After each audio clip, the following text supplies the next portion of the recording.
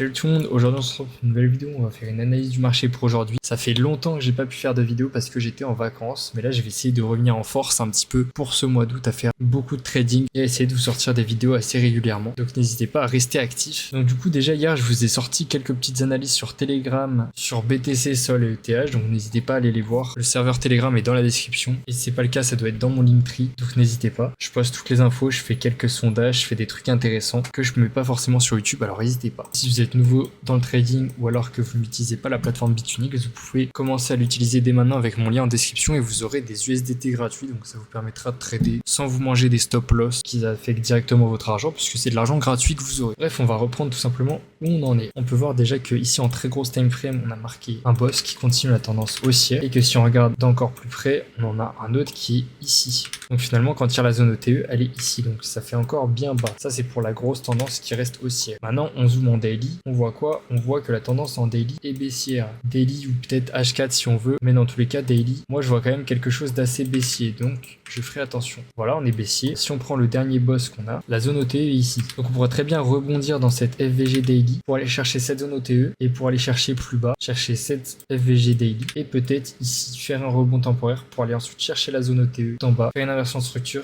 et repartir plus haut. Ça c'est un scénario qui est possible puisque la tendance est baissière, je vous le rappelle. Bien qu'elle soit haussière en grosse time frame, en moyenne time frame, elle est quand même baissière, donc serez-vous, je ferai attention. Le scénario bullish, du coup, ça serait on passe un sort de range ici et qu'ensuite on pète à la hausse et ensuite on part plus. Ça c'est le scénario le plus parfait. Actuellement on est en train de rebond. On arrive dans des zones clés. Si on regarde en petite time frame, on a fait un shosh. Donc on a inversé la tendance, ici on est aussi. Donc on pourrait très bien faire une tendance haussière pour aller chercher au moins ce breaker, voir cette zone OTE et cette FVGH4 pour aller chercher plus bas ensuite. Pour l'instant c'est l'objectif du prix si on prend en compte les time frames dans lesquels on est. Donc actuellement il n'y a rien à trader, à part bien sûr des petits scalps qui peuvent être tentés. Si on zoome ici, on peut peut-être chercher des trades. Donc par exemple ici on voyait que la tendance était haussière et qu'on a une correction en ABC dans cet order block. Donc par exemple vous voyez on aurait pu tenter, et je dis n'importe quoi, je dis un trade random, on aurait pu tenter un trade au début de l'order block, SL juste en dessous, target nouveau plus haut et on aurait pu se faire un 3R qui passait assez simple. Bref, actuellement tendance haussière en low time frame, donc pourquoi pas continuer d'aller chercher plus haut. Juste il faut faire attention parce qu'on est dans un semblant d'order block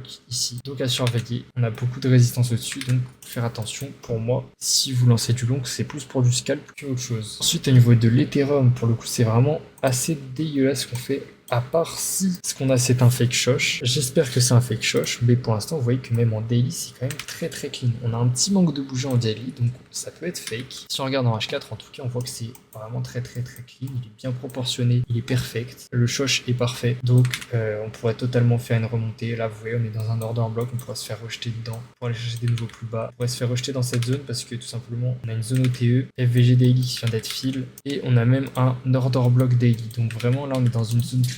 Pour le coup, je vous déconseille fortement de tenter un long actuellement. Si à la limite vous pouvez tenter du scalp ou quoi, vous attendez un retracement au moins dans cet order block. On pourrait avoir un truc comme ça pour aller chercher plus haut. Et encore, c'est pas très conseillé. Il faudrait vraiment avoir une inversion low time frame ici pour être sûr que ça soit clean. Parce que si vous voyez, on est haussier, mais que en low time frame, tout le reste est baissier. Même en weekly, on est baissier, pour vous dire. Si on prend vraiment la grosse time frame, vous voyez que ici on est baissier et que la zone était ici, on est juste dedans.